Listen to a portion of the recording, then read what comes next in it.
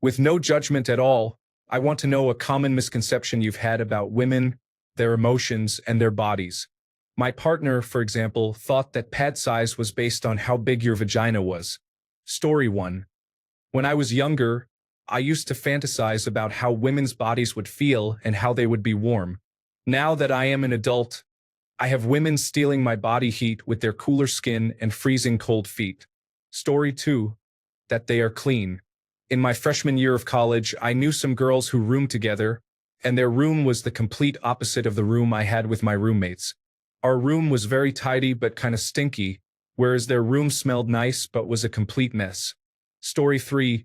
For some reason, I assumed that girls and women would have started being sexualized and catcalled by men around 16 or 17 years of age, but a lot of women say it starts around 12 or 13, if not earlier, which is really gross. Story 4. Trying to give a woman an orgasm based on how I have seen pornography stars aggressively rub their clitoris, openly trying to make themselves squirt. It wasn't received very positively. I had a lot to unlearn. Story 5. I'm a woman, but I have a great answer for what my boyfriend thought. While changing our baby girl's diaper, I told him to remember to wipe down so that she doesn't get poop inside of her. I specifically said, "Be careful not to get the poop in her vaginal opening." He said, "She's a baby. She doesn't have an opening yet." I asked him what he meant, and he said he thought vaginas open during puberty. I laughed only to realize he was very serious. He then tried to play it off as a joke. So he pretty much thought she just had a pee hole and the vaginal opening was sealed off until puberty. I give him credit for knowing we have separate urethras. It makes sense that every time he changed her before, she would have some left over. Story 6. I thought women disliked sex and basically just gave it up to be nice to men. Then the girl I lost my virginity to proved they want it as much as we do, and sometimes more. Story 7. That they are more mature, emotionally capable, and know what they are doing. It took me a while to figure out that they were just as flawed as everyone else, to varying degrees of severity and awareness. I learned to judge only by actions and never by what someone thinks about themselves. It helps with setting better expectations and boundaries. Story 8. Just because they can have multiple orgasms doesn't mean they want multiple orgasms. It also doesn't mean they want to rush the first. Sometimes one is enough. Story 9. When I was young and before I ever was with a girl, I honestly thought that saying a woman was wet was just a metaphor or something. I was a little surprised by it being accurate the first time I experienced it, and it's pretty funny to think about my naivety in that moment. Story 10. I used to think women could hold in their period, just not as long as pee. So I always thought it was stupid when girls got up to go urgently. Just hold it longer.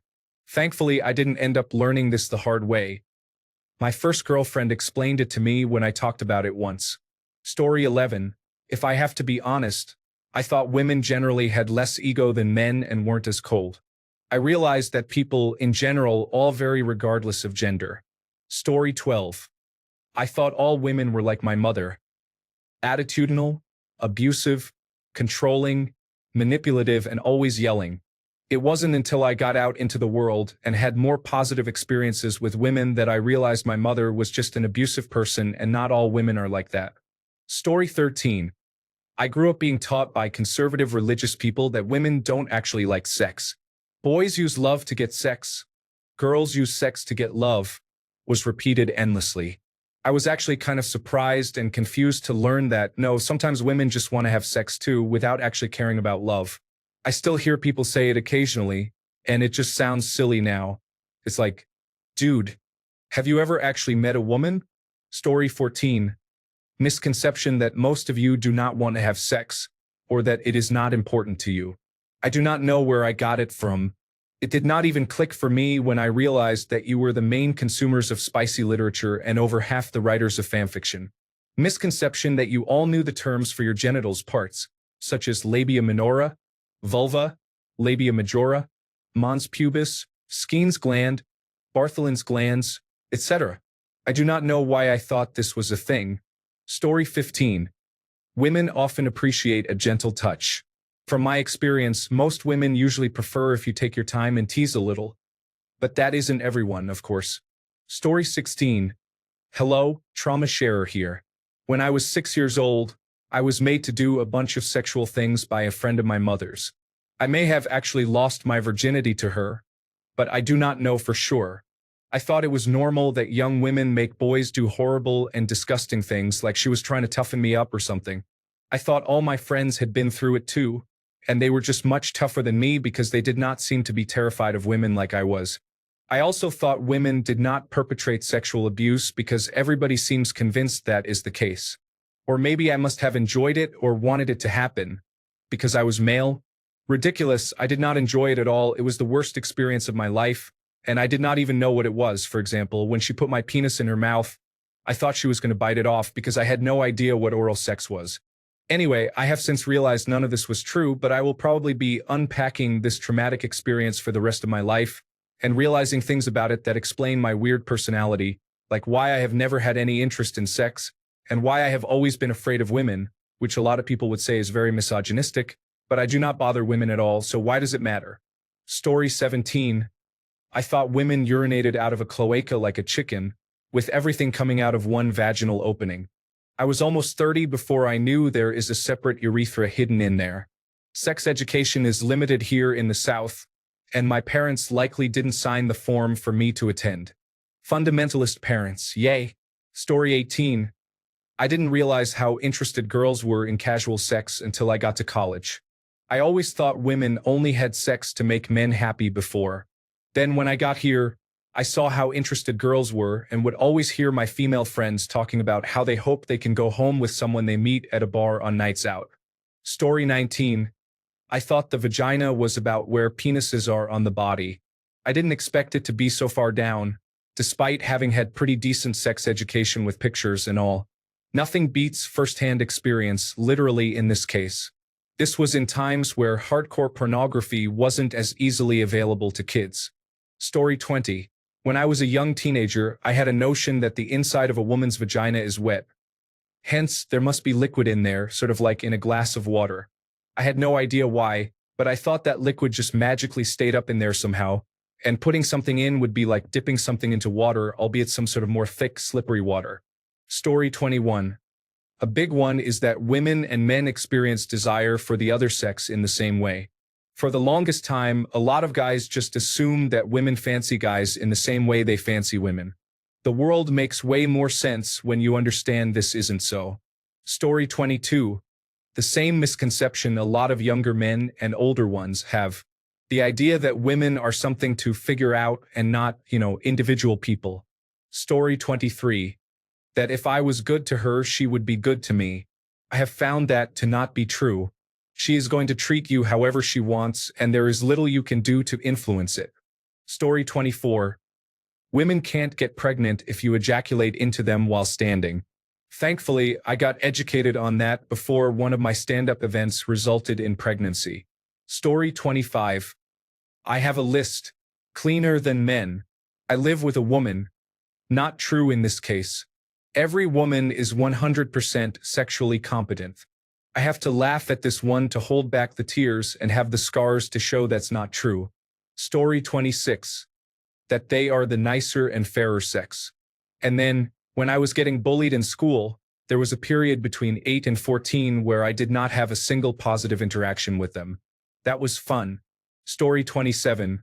Not really misconceptions, but how little we are taught about the female anatomy outside of breasts and vagina. I learned everything with my first girlfriend.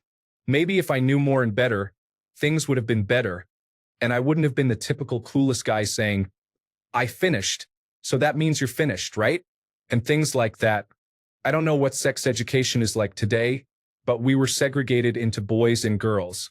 We boys were told about sexually transmitted diseases and how to put on a condom, and that was basically it.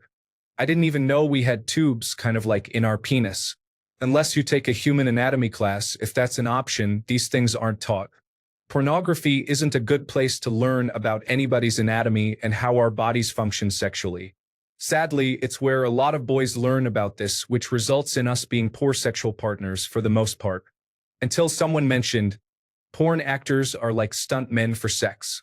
I genuinely think that if we were better educated around the ages of 14 to 18, we'd be a lot better off. Story 28. I used to believe in the friend zone as some kind of place that, with the right gestures and overtures, you could maneuver your way out of. I was unconsciously self-deceptive in a way that made me mistake normal friendliness for interest, which made me a bad friend and caused more than one relationship to sour. Getting a little older, more mature, having successful romantic relationships, and a little introspection cured me of that Hollywood-hyped fantasy. Story 29. Honestly, and I know how this sounds, but I never had any now that I think of it. I'm not one to wonder about something and not do research. So if I ever wondered about something, I looked it up or asked.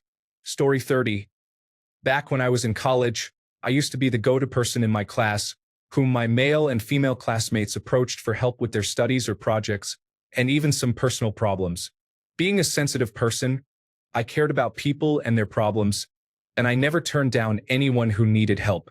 It just came naturally to me, and I didn't think about it. A few years later, after we had all moved on from college, one of my female classmates admitted to me that she had a crush on me during those years, and so did some other girls whom I had helped. That was a surprise to me at that point. I didn't know it was so easy for someone to have a crush and hide it so well. Story 31. Some part of me always thought that women had it easy. If she wanted, she could just get an OnlyFans or marry rich. If nothing else, someone will feel sorry for her if she ever gets into real trouble, was honestly in the back of my mind for years. That really changes when you have kids. The role of mother for women is so analogous to the role of provider for men. There is so much pressure that women have in their roles which men just don't. Just like vice versa.